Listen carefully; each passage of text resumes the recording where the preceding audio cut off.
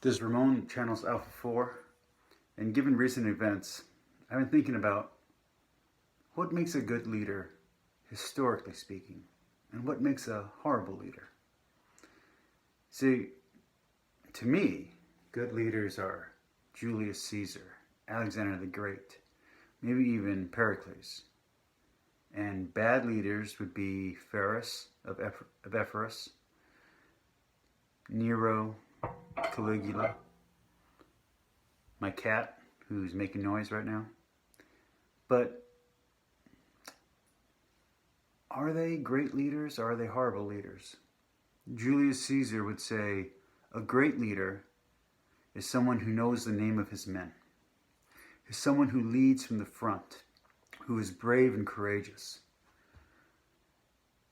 But Julius Caesar also overthrew a republic.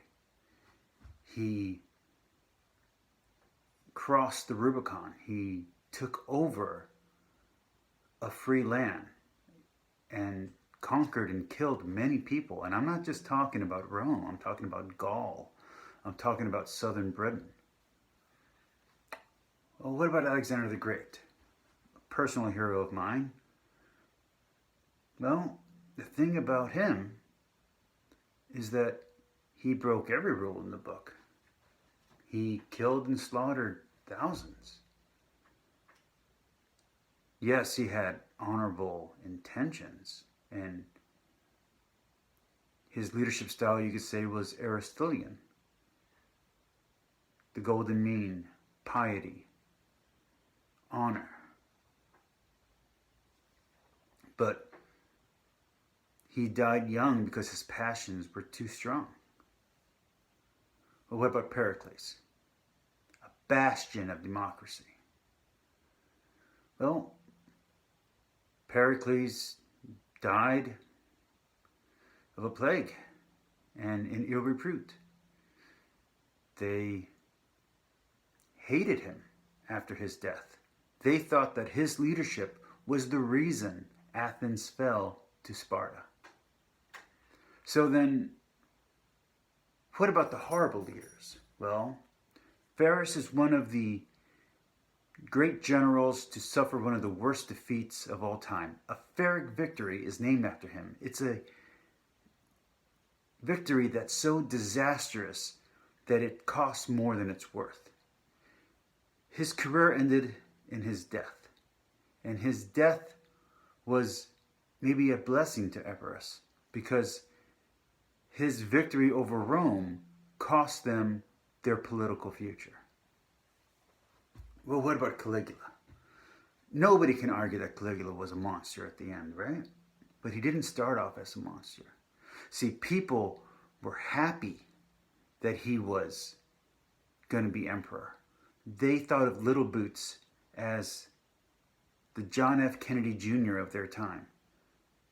Caligula was their new hope after his uncle, the emperor before, was a monster. But then Caligula got sick, and when he came back, he just wasn't right. And all the disastrous, monstrous things that followed. Well, what about Nero? Revelations in the Bible is about Nero. He has to be a monster, right? Well, I don't know. Was he? Did the Romans hate him? The people in lands that Rome had conquered hated him, sure.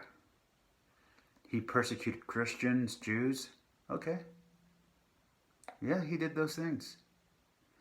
But did the average Roman citizen who was a pagan hate Nero?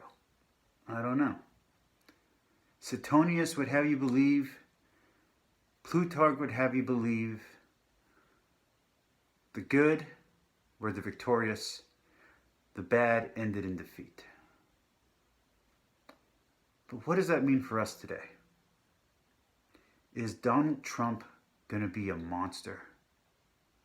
Or is he going to be the hero America needs? I don't know. I really wish I did. But I can tell you that how he's going in might not be how we remember him, either historically or at the end of his political run. Because leaders can come in as heroes and they can leave as villains. And they can come in marred, but leave a lasting legacy that is remembered fondly. So I don't know what the political future holds for America. But I do know in ancient Greece and in ancient Rome, and in other ancient cultures, great heroes rose from mediocrity, and great villains rose from glory, or fell.